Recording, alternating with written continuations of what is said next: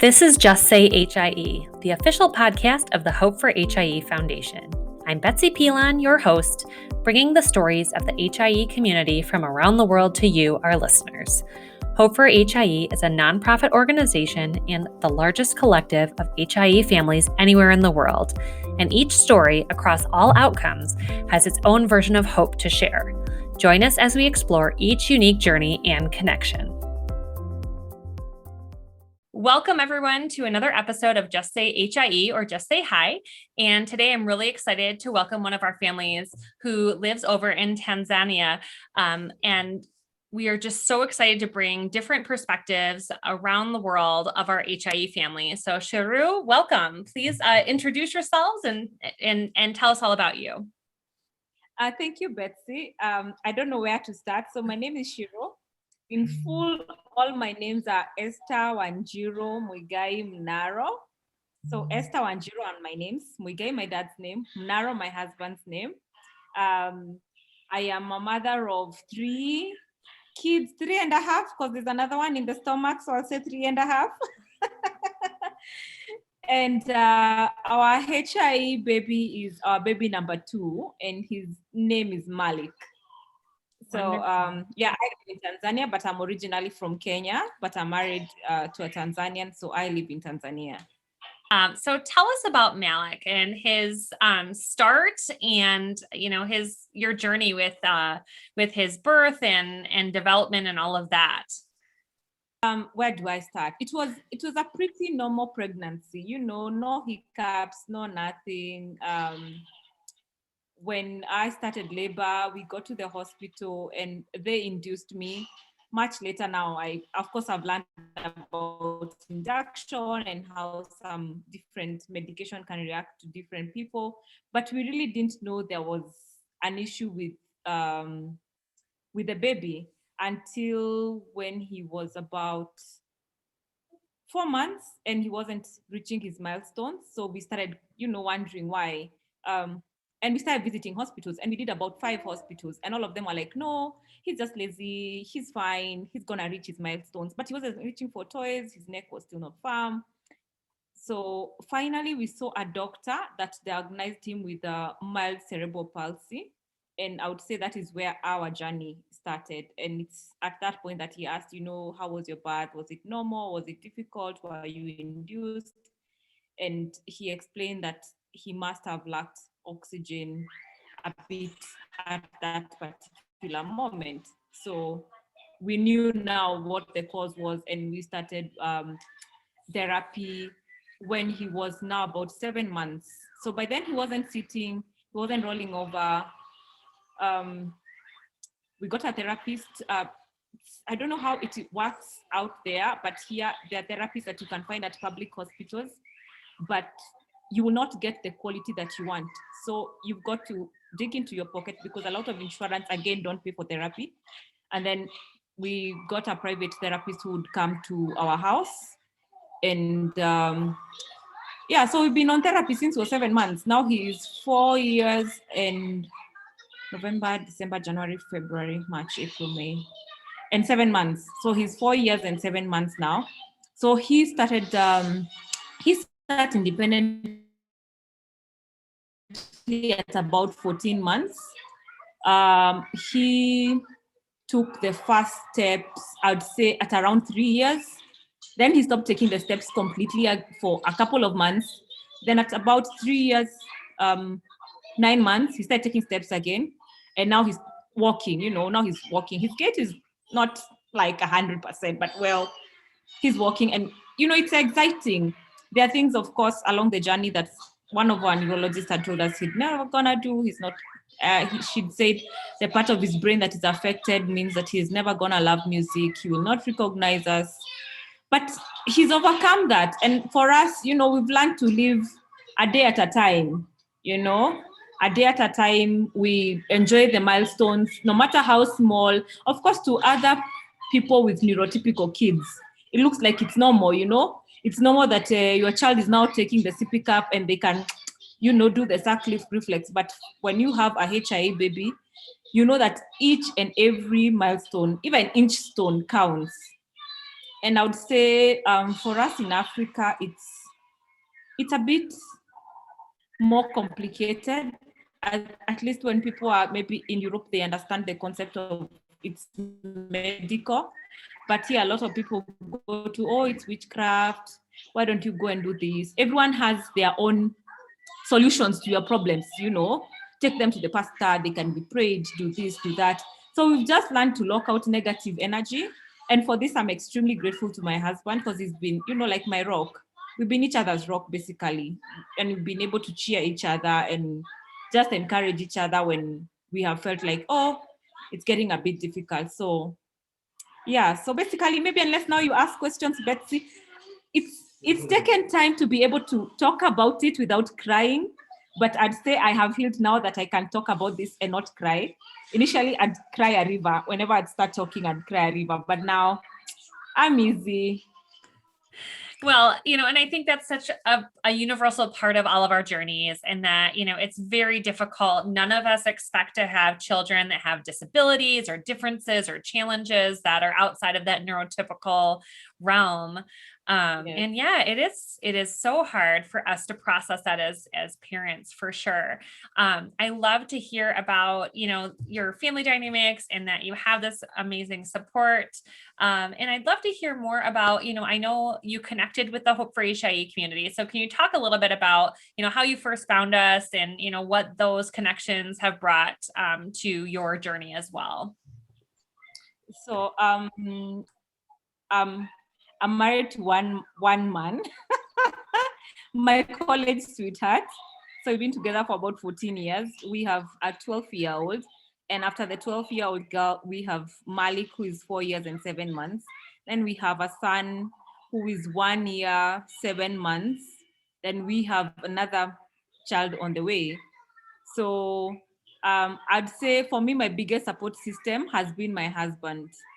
He's been the one person that I know if I'm having any fears, I could go to. He's the one person I know he can look at me and know I am having a low day. I can give our son one look and he would understand what it means. Maybe I'm thinking, what if, shoulda, coulda, woulda. So for me, he's been my greatest support system. And also our other kids have been a really good support system for our son, They play with him, and especially when we got the younger ones. And this is something maybe I'd encourage someone who's had a HIE baby and is really afraid and wondering, can I have a child? And then they turn out neurotypical. What if there's that fear? But I'd say for us, our youngest son has been like my husband is giving me a word, but he has walked away, so I didn't hear the word. He's really motivated Malik to do stuff, they fight, they love on each other, they play. So it's been like some sort of motivation. He can see his younger brother now is walking, so he's trying harder. He can see the younger brother is doing this. So I'd say for the younger child has also been really, a good motivation. And their elder sister is also super amazing. So I'd say my entire family, my circle, they are my peeps. They're the people that keep me rooted to the ground. How did I find out about HIE? When we got our diagnosis, I was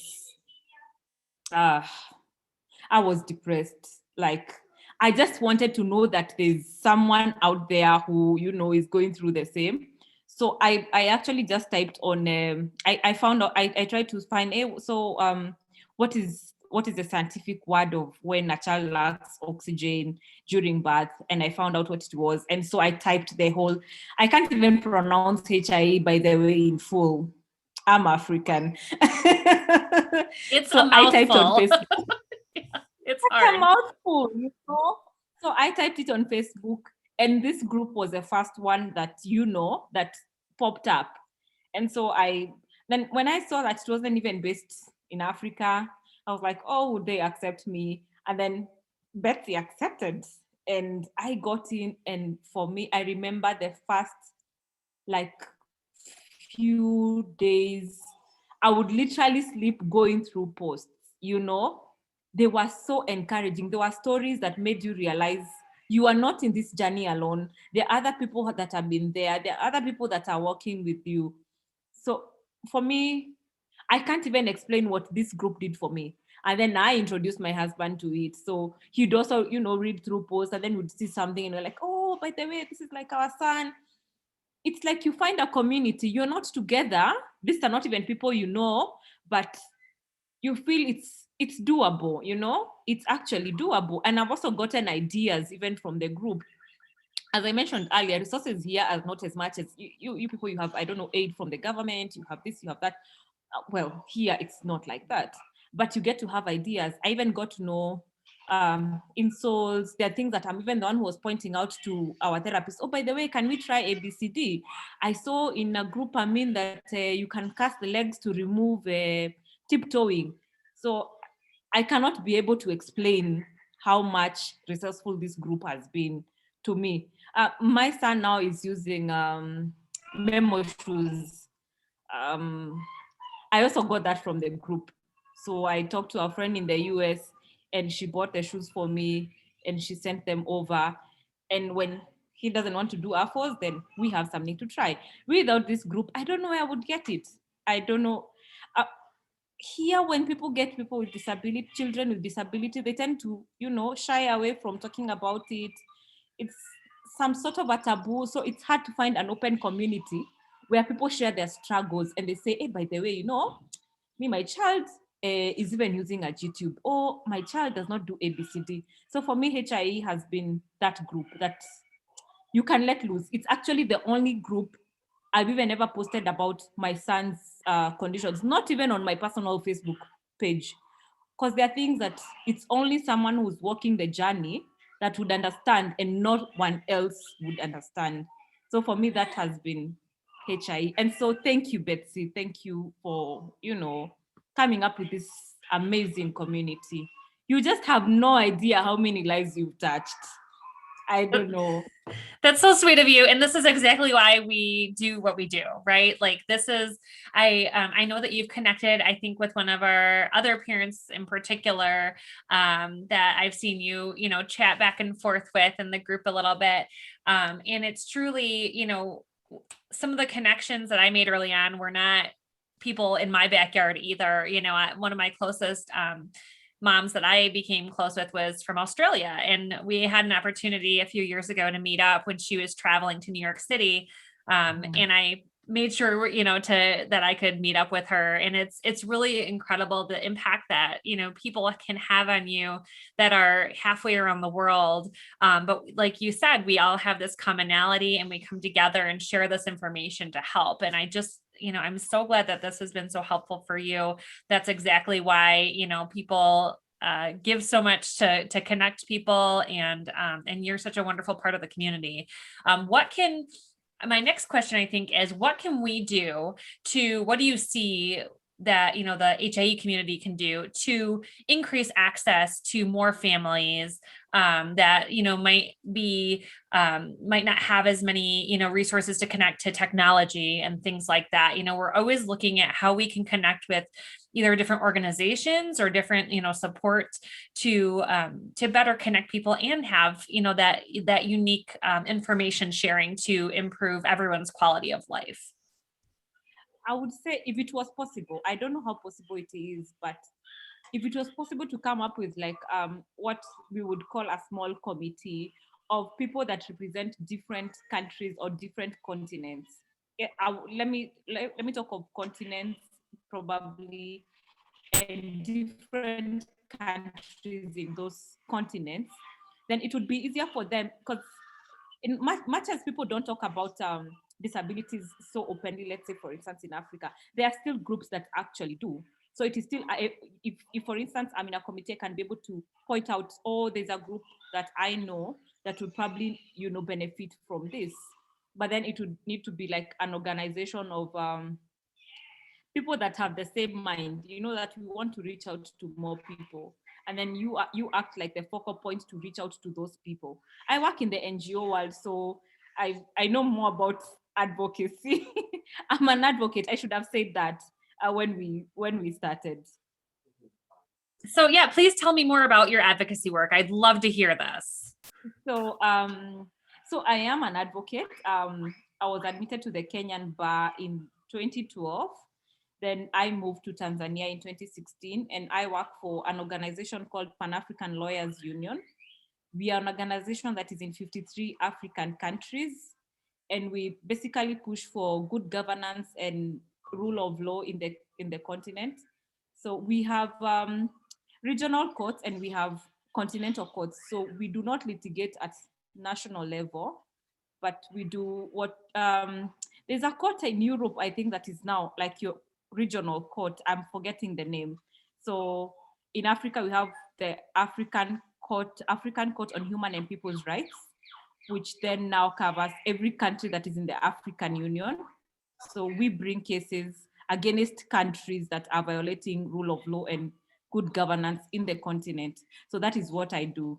So of course, we work with a lot of other advocacy groups, and that's why when it comes to reaching out, I'm passionate about it, because I know it's how we touch lives. It's one community to another community through people who are willing to bring people together. So yes. That's amazing. That's incredible work. You should be so proud of that. You don't get into this type of work unless you have that personal passion to improve things. And that is, I hope that as we move forward, we can work closer together and see where we can bring better access and connection to more families. I totally agree, Betsy. For instance, I see even in the group, there are times that there are parents who want to give out equipment, and I know for a fact, if we had focal people in in different areas of the world, these are equipments that could help so many children. What would seem very readily available, for instance, in the States, is totally unavailable in some countries. Someone has outgrown their AFOs, and there are many of them, but it's very few people who actually can afford them. I may have the resources to get my son equipment, but there are countless other parents who do not have that chance. Yes, they want to get the equipment, but they just cannot afford it. If someone is living below $1 a day, and you're telling them, oh, by the way, you could buy AFOs for, let's say, even $50, they just simply don't have them, So I would really, if ever there's a chance to reach out to the community and find people who need help, and even if it's arranging about shipping and everything, I would really be interested when it comes to Tanzania and Kenya, which is my home country and is next door. I have had to also get some equipment from there. So yeah, I don't know. It would really be nice if we had ways of sharing, especially that I've even seen workers, the workers that, especially the children that don't have any back control needs. Yeah, as extremely expensive here. Very few people. And my husband is reminding me about even advocating and teaching people about disability, that it's not witchcraft. If they saw that it happens even in Europe, we could even just have a Zoom call and you talk to people and you just tell them this thing is medical. It's got nothing to do with your grandmother did ABCD back in 1922, and so it's come back to haunt you. It takes away that stigma that comes with disability. When we took our son to school, it was strange that even some of the people that are learned, our family members, like, oh, even these ones go to school, because it's so normal here. When a child has a little disability, that's it. Your life is done. You just stay at home and do nothing. And yet I see at HIE kids who actually have like severe HIE, and they've gone all the way to university, and you're like, oh my God, I wish people knew how capable these children are. It's got nothing to do with the fact that their gait is upside down or looks like it's at 20 instead of 100, I don't know how we would do it, but yeah. I think you get what I mean, though. Absolutely. Yeah. I mean, definitely, stigma with disability. And we talk, I think there's a lot of people in the US or in Europe that, the stigma is like, you didn't pray hard enough, or, they bring religion into it. And when you talk about witchcraft, I think that's like a similar thing where people think it's like karma or whatever you want to call it has created this disability. And we, like from science and what we know, like, obviously things just happen, human beings, disability has always existed. It probably always will, but we know how much great potential our kids can have when they're given the right tools. So yeah, I think exploring more ways of how we can get some of this equipment, which we know, I just think of my own, my own son, like we had a gait trainer and a walker and an adaptive bike, and he's outgrown all of those. We've passed those on to other families that might not have access here, but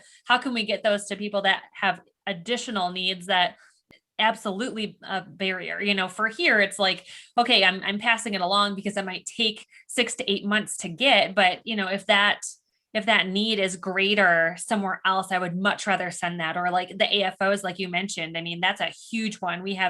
That's always a conversation that our families are asking, like, where can we donate AFOs? Because, our kids are outgrowing them every 6 months or a year. I have a pile myself. I'm like, where do I send it to? So I'd love to explore how we can better, and it has to start somewhere. So let's start it where you are. Let's find, where we can do that. When Malik outgrows his stuff, we give them to his therapist, because the therapist has several kids that, she also attends to that do not have access to this equipment. And I know for a fact they've passed some of them, like there was a chair we made for his back. We passed that. We've done a pillow for him to learn how to crawl. We passed that. We had a walker. We passed that. Same with apples. And then we had done something for the neck all the way down to the spine. So but you see, it's just one item, because it's just us. I don't even think there's anyone else who passes to her things. But then she has so many kids around her that unfortunately then, you can only help one when you have one equipment. When you have one equipment, you can only go to one child. But you can imagine when you have a large community of about 6,000 families that have things they have outgrown and they can share, you would touch the world, literally. And I know it's possible, because I know there are so many parents that are willing to give out, because they don't do anything with them anyway. You've outgrown them. So yeah. I love that. And yeah, I think we can do a lot of work there, and just like, like we talked about, just starting somewhere and seeing how we can support and get those, shipped over. And, the thing about this durable medical equipment in particular is that it is durable, and more than one child can use it, and it can be successful. So that's, I think, when we see that, and, our own equipment, walkers can be used by many, many, many different children, with them lasting without breaking. Betsy, sorry, I forgot to ask, how old is your HIE child? Yeah, so Max, if you don't mind me asking. No, absolutely. Max just turned 9. So Max, he has cerebral palsy, so mild spastic diplegic cerebral palsy, so mostly affecting his legs. And he was late to walk. He used a gait trainer for a little while, and then a walker. And then he started walking independently just after he turned 3. And he has a mild vision impairment. So he has glasses, and then he gets accommodations in school, but he does very well in school. He's now in 3rd grade, and just, he's a happy kid. He loves to play basketball. He loves, like just all sorts of things, and exploring. We have a daughter who is younger. And so when you were talking about adding on to your family and how that sibling, dynamic works, I just could not ask for a better sibling relationship with my kids. And, they both learn from each other in so many ways. Over here for Easter, they were doing their Easter egg hunt, and, like my daughter is very fast and neurotypical, and she knows that Max needs a little bit of time, to find things. And, doesn't have to be a race. So she started, going really fast to get her eggs. And then she noticed that Max was having a harder time. And so she stopped what she was doing to help him, but it wasn't in a, kind of condescending way. It was in a genuine care and love to make sure that there was equity between the two of them. And she's 5. So I thought that, for being so young, having that awareness was just really amazing. And then I think about how she's going to do that for, other things in her life, just from what she's learning, being a sibling to a child with a disability. So it's really amazing. When Max was born, we didn't know how things were going to go. And I have my mom's cousins have a son with a pretty severe motor CP. So, he's in a wheelchair at age 32, but he lives pretty independently and can get around. He lives in Chicago, so there's lots of public transportation and things like that. And one of the best pieces of advice she gave us is she said, Justin was our first baby, and the best gift we ever gave him were siblings. So, they went on to have 2 more babies after him. And I've grown up with them. He's only a couple years younger than me. And to see their sibling relationship, because it's scary to think after HIE, like, oh, can this happen again? And to just bounce off of and affirm what you said earlier, it's, it can be very scary. But yeah, seeing that sibling relationship is just really magical. And I'm so excited for you to, add on to your family more and hear more stories of how your whole family, continues to grow. And yeah, it's so wonderful. That's so sweet. And sorry, he got his speech at what age? He actually never really he had like some articulation delays. So like how he, spoke words, but he was kind of like on the later end of normal with speech, but never qualified for like speech therapy or anything. So that was something that actually was just not as much of a struggle, but he did have feeding issues a lot, like when he was, until probably age 4. And so we were in with an occupational therapist to do feeding therapy with him, because just he'd fatigue, like eating was just such a chore. He'd get so tired because of his oral motor skills. So we worked a lot on learning, like how to chew and swallow and, all of those things. And now he's 9 and he's like, eating us out of house and home, which is like, we always wondered and hoped that would happen. So now he's like, doesn't stop eating. But for the longest time, it was a struggle. Malik has never had an issue with eating. He loves to eat, like ever since. But you know how it is with our kids. So they achieve one thing and then you move the goalpost to you want to achieve the next thing. So now we are at that point now that we are just crossing our fingers and hoping that speech comes. He has a few words, but nothing like concrete, no sentence, no nothing. So we are at that point. His therapist. No, that's another different thing. Here we don't have access to very many different therapists, especially because I live in a small town. If I lived maybe in a bigger town like Dar es Salaam, I live in a small town called Arusha, maybe I would have more access. Nairobi also has more access to speech therapists, physiotherapists, and occupational therapists. But you find here when a therapist is doing one thing, they're doing everything. So it's the same therapist doing speech, doing physio. So his therapist now is concentrating more on just stimulating his mouth muscles to see now if he'll be able to pronounce the words better. So yeah. So my son, I'm passionate. Absolutely. I'm so passionate. It's a topic that is so dear to my heart because it's not something that you get to share with a lot of people all the time, So when you get to talk about it, you really talk about it. Well, I'm so glad that we could do this and that you were able to join and share your story today. This is just another, I just love that we're able to share different perspectives in our community and start this project. And I'm just so grateful again that you were able to join and be such a wonderful part of our community. I'm really looking forward to seeing how we can work on some of the things we talked about today, for sure. Okay, Betsy. I'll be looking forward to as well. Thank you for joining us for another episode of Hope for HIE's official podcast, Just Say HIE. If you have a story you'd like to share, be sure to keep in touch. Learn more about the work we do and sign up for our newsletter on our website at hopeforhie.org/justsayhie. We look forward to connecting with you soon, and thanks for listening.